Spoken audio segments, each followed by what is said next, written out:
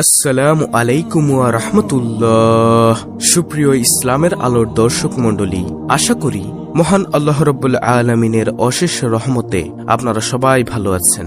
প্রিয় দর্শক, আপনি পবিত্র মাহে রমজানের পুরো একটি মাস রোজা রাখার আগে আজকের ভিডিওর এই ইস্তেগফারগুলো পাঠ করে সম্পূর্ণ গুনাহমুক্ত হয়ে যান। তারপরে আপনি পবিত্র মাহে রমজানের সম্পূর্ণ সিয়ামগুলো পালন করুন।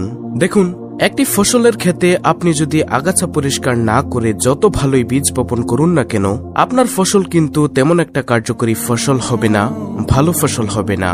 কারণ আপনি আগাছা পরিষ্কার না করেই সেটাতে ফসল ফলাতে চেয়েছেন। ঠিক তেমনি ভাবে আপনি যদি সম্পূর্ণ গুনাহমুক্ত না হয়ে গুনাহের সাথে সম্পৃক্ত থেকেই পবিত্র মাহে রমজানের সিয়ামগুলো পালন করেন, তাহলে ঠিক তেমনই হবে। অর্থাৎ আপনার রোজাগুলো তেমন একটা কার্যকর বয়ে আনবে না আপনার আমলনামায়। এজন্যই আমি বলবো, আপনি সম্পূর্ণ গুনাহমুক্ত হয়ে আল্লাহর কাছে কান্নাকাটি করে তওবা ইস্তেগফার করে তারপরে আপনি পবিত্র মাহে রমজানের সিয়ামগুলো পালন করুন। তাহলে ইনশাআল্লাহ আপনার আমলনামায় এই মাহে রমজানের সিয়ামগুলো পালন করার যে সওয়াবগুলো, সেগুলো পাকাপোক্তভাবে লিপিবদ্ধ করা হবে, আল্লাহ তাআলা লিখবেন।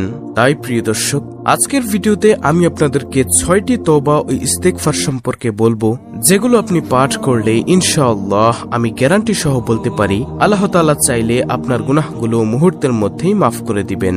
কারণ নবীজি সাল্লাল্লাহু আলাইহি ওয়াসাল্লাম বলেন, যে ব্যক্তি বেশি বেশি পরিমাণে তওবা ইস্তেগফার করে, ইস্তেগফারের আমল করে, আল্লাহ তাআলা তার সব গুনাহ ক্ষমা করে দেন। সুবহানাল্লাহ। শুধু কি গুনাহগুলোই ক্ষমা করেন? পেছনে বান্দা অথবা বান্দি যেই গুনাহের কাজগুলো করেছিল সেই গুনাহের সমপরিমাণ নেক আল্লাহ তাআলা তার আমলনামায় দিয়ে দেন। সুবহানাল্লাহ। দেখুন, দুনিয়াতে যদি আপনি কোনো অপরাধ করেন, কোনো খারাপ কাজ করেন, তাহলে কিন্তু আপনাকে পুলিশ ধরবে। তখন আপনি শতবার হাজারবার মাফ চাইলেও কিন্তু তারা আপনাকে ক্ষমা করবেন না, মাফ করবেন না। তারা আপনাকে আপনার অপরাধের জন্য উপযুক্ত শাস্তি দিবেন। কিন্তু আল্লাহ তাআলা বলেছেন, তোমরা আমার কাছে ক্ষমা চাও, আমি তোমাদেরকে ক্ষমা করে দিব। সুবহানাল্লাহ। আল্লাহ তাআলা বলেছেন, তোমরা যদি গুনাহ করে যদি গুনাহের জন্য অনুতপ্ত না হও, গুনাহের জন্য ক্ষমা না চাও, তাহলে আমি তোমাদেরকে শাস্তি দিব, কঠোর শাস্তি। দেখুন প্রিয় দর্শক, আল্লাহ তাআলা কত মহান, আল্লাহ তাআলা কত দয়ালু। আমরা যদি গুনাহ করে ফেলি, তাহলে আল্লাহ তাআলা আমাদের জন্য তওবা ইস্তেগফারের অর্থাৎ আল্লাহ তাআলার কাছে ক্ষমা চাওয়ার ব্যবস্থা করে দিয়েছেন। আর অনেকেই জানেন না তওবা ইস্তেগফার কিভাবে করতে হয় এবং তওবা ইস্তেগফার কি কি। আর প্রিয় দর্শক, আজকের ভিডিওতে আমি আপনাদেরকে সেই 6টি ইস্তেগফার ও তওবা সম্পর্কে জানিয়ে দিব ইনশাআল্লাহ, যেগুলো পাঠ করলে আল্লাহ তাআলা আপনার সকল গুনাহ ক্ষমা করে দিবেন, আপনার রিজিক বৃদ্ধি করে দিবেন, আপনার ধন সম্পদ বৃদ্ধি করে দিবেন, আপনার ইনকামে হায়াতে বরকত হবে, আপনার দারিদ্রতা দূর হবে, আল্লাহ তাআলা আপনাকে নেক সন্তান দান করবেন এবং আপনার যাবতীয় সকল সমস্যার সমাধান আল্লাহ তাআলা দূর করে দিবেন ইস্তেগফারের আমলের কারণে ইনশাআল্লাহ। প্রিয় দর্শক, 6টি ইস্তেগফারের মধ্যে নম্বর 1, প্রত্যেক ফরজ সালাতের সালাম ফিরিয়ে পড়বেন আস্তাগফিরুল্লাহ, আস্তাগফিরুল্লাহ, আস্তাগফিরুল্লাহ 3 বার পড়বেন। আল্লাহ তাআলা নবী মুহাম্মদ সাল্লাল্লাহু আলাইহি ওয়াসাল্লামকে বলেন, হে নবী, আপনি জানিয়ে দিন আমার যে বান্দা অথবা বান্দিরা গুনাহের কাজ করে লজ্জিত হয়ে আমি মালিকের কাছে তওবা করে, আমি আল্লাহর সব গুনাহ ক্ষমা করে দিই। সুবহানাল্লাহ, আল্লাহু আকবার। প্রিয় নবী সাল্লাল্লাহু আলাইহি ওয়াসাল্লাম বলেন, হে উম্মতেরা শোনো, আমি নবী দৈনিক 70 বারেরও অধিক অথবা 100 বার তওবা ইস্তেগফার করে থাকি। প্রিয় দর্শক, ভেবে দেখুন একটিবার, যেই নবীর কোনো গুনাহ নেই, যেই নবী একেবারে নিষ্পাপ, সেই নবী যদি দৈনিক 70 বার অথবা 100 বার তওবা ইস্তেগফার করতে পারে, তাহলে আমাদের তো গুনাহের কোনো শেষ নেই। তাহলে আমাদের কি পরিমাণে তওবা ও ইস্তেগফার করা দরকার একটিবার ভেবে দেখেছেন? তাই আপনি আল্লাহর কাছে ক্ষমা চাওয়ার জন্য প্রত্যেক ফরজ সালাতের পর সালাম ফিরিয়ে 3 বার পড়বেন আস্তাগফিরুল্লাহ, আস্তাগফিরুল্লাহ, আস্তাগফিরুল্লাহ।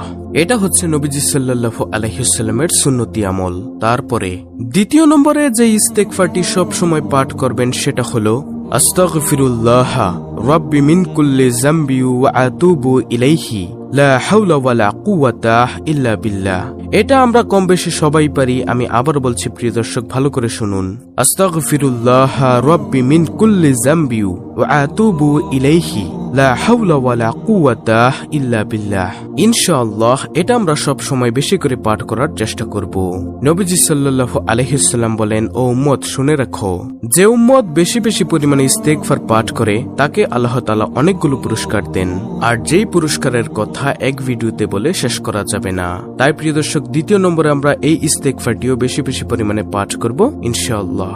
তারপরে তৃতীয় নম্বরে যেই ইস্তেগফারটি সেটি হলো হযরত আদম আলাইহিসসালাম ও আম্মাজান হাওয়া আলাইহিসসালামের পাঠকৃত একটি দোয়া।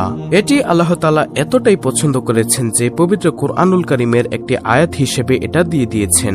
আর সেটা কি? তৃতীয় নম্বর ইস্তেগফারটি হলো রব্বানা যালামনা আনফুসানা ওয়া ইল্লাম তাগফির লানা ওয়া তারহামনা লানাকুনান্না মিনাল খাসিরিন। হযরত আদম আলাইহিসসালাম ও আম্মাজান হাওয়া আলাইহিসসালাম যখন জান্নাতি ফল খেয়ে ভুল করে ফেলেন, আল্লাহর কথা অমান্য করেন, তখন আল্লাহ তাআলা তাদেরকে দুনিয়াতে পাঠিয়ে দিলেন। দুনিয়াতে পাঠিয়ে দেওয়ার পর এক একজনকে পৃথিবীর এক এক জায়গায় ছেড়ে দিয়েছেন। দুইজনের কারোর সাথে কারোর সাক্ষাৎ নেই। তখন তারা একেবারে নিরুপায় হয়ে সব সময় কান্নাকাটি করতে লাগলেন।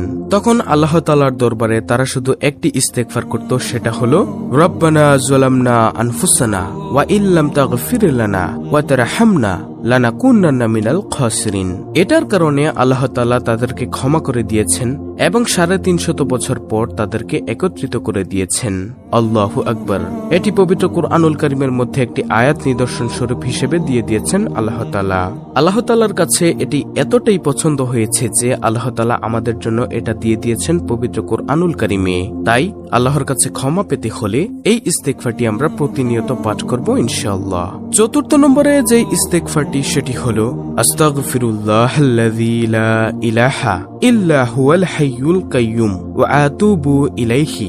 আমি আবার বলছি প্রিয় দর্শক, আস্তাগফিরুল্লাহাল্লাযী লা ইলাহা ইল্লা হুয়াল হাইয়ুল কাইয়্যুম ওয়া আতুবু ইলাইহি। অর্থ, আমি আল্লাহর নিকট ক্ষমা প্রার্থনা করছি, যিনি ব্যতীত কোনো উপাস্য নেই, যিনি চিরঞ্জীব ও বিশ্ব চরাচরের ধারক, এবং আমি তার দিকেই ফিরে যাচ্ছি বা তওবা করছি। সুবহানাল্লাহ। প্রিয় দর্শক, বাংলা অর্থ থেকে নিশ্চয়ই বুঝতে পারছেন যে এই ইস্তেগফারটিতে কি বলা হয়েছে। তাহলে এটাও প্রতিনিয়ত পাঠ করবেন ইনশাআল্লাহ। পঞ্চম নম্বর ইস্তেগফারটি হলো রব্বিগফিরলি ওয়া তুব আলাইয়া ইন্নাকা আনতাত তাওয়াবুর রহিম। আমি আবার বলছি, রব্বিগফিরলি ওয়া তুব আলাইয়া ওয়া তুব আলাইয়া ইন্নাকা আনতাত তাওয়াবুর রহিম। অর্থ, হে আমার প্রতিপালক, আমাকে ক্ষমা করো ও আমার তওবা কবুল করো, নিশ্চয়ই তুমি তওবা কবুলকারী ও দয়াবান। সুবহানাল্লাহ। এটাও আমরা প্রতিনিয়ত পাঠ করব ইনশাআল্লাহ পঞ্চম নম্বরে।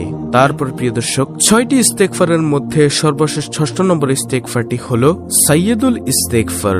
ক্ষমা প্রার্থনার শ্রেষ্ঠ ইস্তেগফার হচ্ছে সাইয়্যিদুল ইস্তেগফার। কেউ যদি সাইয়্যিদুল ইস্তেগফার সকালবেলা পড়ে সন্ধ্যা হওয়ার আগেই মারা যায়, তবে সে জান্নাতি হবে। আবার যদি কেউ সাইয়্যিদুল ইস্তেগফার সন্ধ্যাবেলা পড়ে সকাল হওয়ার আগেই মারা যায়, তাহলে সে জান্নাতি হবে। সুবহানাল্লাহ।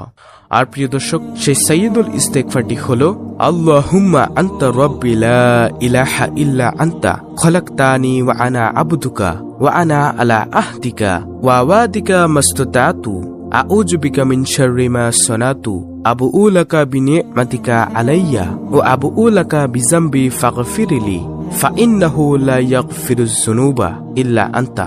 এটি হলো সাইয়্যিদুল ইস্তেগফার।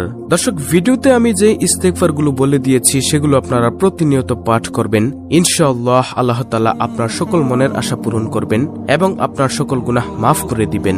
কিন্তু এক্ষেত্রে একটি কথা আছে, আপনাকে তওবার মতো তওবা করতে হবে, সহি শুদ্ধভাবে ইস্তেগফার করতে হবে। এক্ষেত্রে আল্লাহ ও বান্দার মধ্যকার বিষয় হলে তওবা শুদ্ধ হওয়ার শর্ত হলো 3টি। নম্বর 1, প্রতিনিয়ত যেই পাপ করছেন ওই পাপ থেকে বিরত থাকতে হবে। নম্বর 2, কৃত অপরাধের জন্য অনুতপ্ত হতে হবে। নম্বর 3, ওই পাপ পুনরায় না করার ব্যাপারে দৃঢ় প্রতিজ্ঞা করতে হবে, অর্থাৎ আপনি আর সেই কাজটি করবেন না, সেই প্রতিজ্ঞা করতে হবে। আর যদি পাপটি বান্দার সাথে সম্পৃক্ত হয়, তাহলে তাকে চতুর্থ শর্ত হিসেবে বান্দার নিকটে ক্ষমা চাইতে হবে। কোনো হক বা কিছু পাওনা থাকলে তাকে তা বুঝে দিতে হবে, না হলে তার তওবা শুদ্ধ হবে না। ইনশাআল্লাহ এগুলোই থাকলে আপনার তওবা ইস্তেগফার কবুল হবে। অত্যন্ত গুরুত্বপূর্ণ একটি ভিডিওটি ভালো লাগলে অবশ্যই চ্যানেলটিকে সাবস্ক্রাইব করে পাশে থাকা বেল বাটন অল বাজিয়ে দিবেন, ভিডিওটিতে একটি লাইক দিবেন এবং কমেন্টে আমিন লিখবেন এবং অন্য মুসলিম ভাই বোনদের কাছে ভিডিওটি শেয়ার করে দিবেন যেন তারাও দেখে শিখে আজকের ভিডিওর এই ইস্তেগফারের আমলগুলো করে তাদের গুনাহগুলোকেও ক্ষমা করে নিতে পারে। আল্লাহ রাব্বুল আলামিন আমাদের সকলের তওবা ও ইস্তেগফার কবুল করে নিন।